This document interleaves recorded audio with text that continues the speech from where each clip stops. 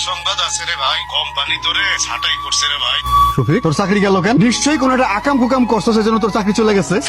তুই আমার কোন স্বপ্নটা পূরণ করতে পারলি না। চলো তোমার এত ভালো চাকরি কেমনে গেল? কেমনে গেলো আমি কেমনে কইতাম? আমি কিছু জানি নাকি? তোমাদের সামনে তো ফোন দিয়ে জানাইলো, আমি কিছু জানি না। তুমি বুঝতে পারো না না আমগরে কি বোকা মনে হয় তোমার? যেটা বলবো সেইটা আমরা বিশ্বাস করবো? একদম মনটা নষ্টই হয়ে গেল শুরুতে। এই বাড়িতে আর এক মুহূর্ত না। চলো চলো চলো। কি বাইবা ছিলাম মনে মনে, আর কি দেখে গেল।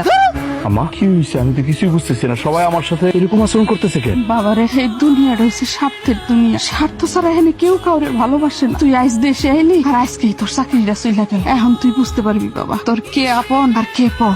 কিরে রফিক, ছোট ভাইটা এত বছর পরে বিদেশ থেকে আইলো, পরে নিয়ে খাইতে বলে ভালো হইতো না? অসুবিধা খাইতে বসার কি আছে? আর কি হাত পাও নাই? ও নিজের খাবার নিজে নিয়ে খাইতে পারবো না? না করে মুখে তুই খাওয়াই জানা লাগবো? এমন করে কইতাছিস কেন? বাইডারে নিয়ে খাইতে বলে ভালো লাগতো না? আপনি এত কথা কইন না তো আম্মা। এই বাড়ি আজ বাদে কাল ভিন্ন হইব, তখন তো সবাই আলাদা আলাদাই খাইবো। সেই খাওনটা এখন খালি সমস্যা কি? কি ব্যাপার ভাবি? কি বললেন? বাড়ি আলাদা হইব মানে? যা কই ঠিক কথাই কই। বিনোদ হইবই। এতদিন তুই দেশের বাইরে ছিলি, টাকা পয়সা পাঠাইছস, সংসার ঠিকঠাক মতো চলছে, কোনো অসুবিধা হয় না। এখন তুই দেশে আইছস, তুই বিদেশ থেকে যে সমস্ত টাকা পয়সা তোর শ্বশুর বাড়িতে পাঠাইছস, সেখান থেকে টাকা পয়সা আই না তুই মস্তি করবি, তুই মিষ্টি খাবি, আমাকে কি ভাগ দিবি?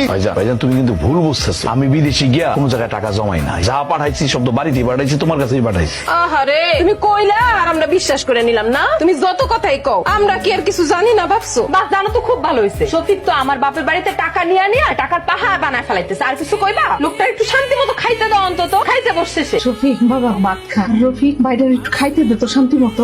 ভাই ভাবি যা খুশি বলো, তাতে আমি কোনো কিছু মনে করতেছি না। আমি আর কি কমো? তুই যতদিন বিদেশ ছিলি, কাজ করছস, টাকা পাঠাইছস, সংসার সুন্দর মতো চলছে। এখন এত বড় সংসারের ঘানি আমার একার পক্ষে টানা তো আর সম্ভব না। আর তুমি তোমার আদরের পুত্র ধনের মুখে তুলে খাওয়াই দাও। ভাইজান ভাবি বাড়িতে জীবিত এসে মনে হয় ভুলই করে ফেলাইছি। আসার পর কে কি করতেছে আমি কিছুই বুঝতেছি না। আমি এদের কারোর মনে চিনি না। আমার মনে হয় কি জানো, বাড়িতে জীবিত না এসে যদি লাশ হয়ে ফিরতে পারতাম, তাইলে মনে হয় অনেকই খুশি হইতো। অন্তত পক্ষে কোম্পানি থেকে কিছু টাকা পাইতো। না আমার কাছে কি মনে করে? বাড়িতে বড় ভাই কেমন কেমন যেন করতেছে, মনে হয় আলাদা হয়ে যেতে চায়। কিন্তু সমস্যা হলো কি আব্বা, এই মুহূর্তে তো আমার হাতে টাকা পয়সা নাই। আমি কি তোমার জন্য টাকা পয়সা নিয়ে বসে আছি নাকি? আব্বা আমি তো সেই কথা বলতেছি না। আসলে আমি যেহেতু এখন বেকার, আমি চাইতেছি আরেকবার বিদেশে যাই। এই মুহূর্তে তো আমার হাতে টাকা পয়সা নাই। কিছু টাকা পয়সা যদি দিতেন তাহলে আবার বিদেশ যেতাম। থামো বাবাজি, তুমি যে কি উদ্ধার করছো এটা আমাকে জানাস। তোমার দেয়ার এটা সম্ভব না। তুমি কইতে পারো যে বিদেশে গিয়ে আমাকে কয়দিন মনে রাখছো? এই 4টা বছরে তুমি আমাকে নাকি কি করছো? কি করছো যে এত বড় বড় কথা কইতাছো? আম্মা আমি বিদেশে থাকা অবস্থায় আলেয়া যতবার আপনাদের কথা কইছে, আপনাদের সমস্যার কথা কইছে, আমি তো টাকা পয়সা পাঠাইছি। বিদেশে থেকে এসছে বেশি আর কি করতে পারবো?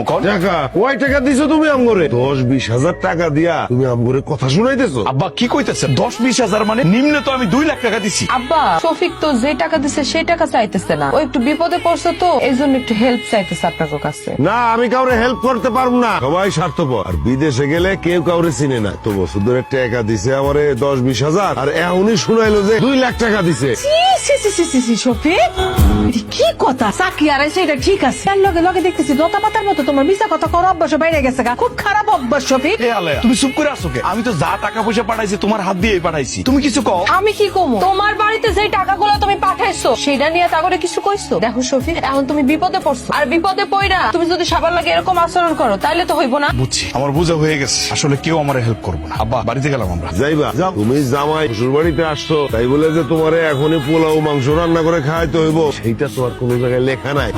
তুই না শ্বশুর বাড়ি গেলি, এত তাড়াতাড়ি আয় পড়লি যে? আম্মা কোন জায়গায় আমার কোনো দাম নাই। সবাই আমারে কুকুর বিড়াল মনে করে, কুকুর বিড়াল মনে করে দূর দূর করে তারাই দেয়। আমার তোমার সাথে আমার কিছু কথা আছে। কি কথা? তোমার নামে আমার ভাগের যে জমি, সেই জমি আমি বেচতে চাই। আমার বোঝা শেষ হয়ে গেছে, কেউ আমার সাহায্য সহযোগিতা করবো না। কিন্তু কিন্তু আবার কি? তোমার ভাগে যে জমি আছে সেখান থেকে অর্ধেক আমারে দিবা, অর্ধেক বড় বাইরে দিবা। অর্ধেক আবার কি? জমি অর্ধেক করতে হলে জমিতে থাকা লাগবে। জমি যেখানে নাই তার আবার অর্ধেক কি? কি বলতেছো ভাইজান? জমি নাই মানে? আমার ভাগের জমি কি হাওয়ায় উড়ে গেছে? জমি কি হাওয়ায় ওড়ে? যার যেটা প্রাপ্য সে সেটা পাইছে। আমার যেটা প্রাপ্য ছিল আমি পাইছি। আশা করি এখানে তোর কোনো কথা নাই। কথা থাকবো না মানে? আমার জমি তুমি বিক্রি করছো কেন? এই, পাগল নাকি তুই? জমি ছিল মার নামে, মা আমারে দিচ্ছে, ব্যাস হয়ে গেল। আম্মা তোমারে দিছে মানে? আম্মা এইসব আমি কি শুনতেছি? আমার ভাগের জমি তুমি বড় বাইরে দিয়ে দিছো? আমি তো কিছুই বুঝতাছি না বাবা। আমারে দিয়া তো রফিকে 2-2 বার সাইন করাইলো।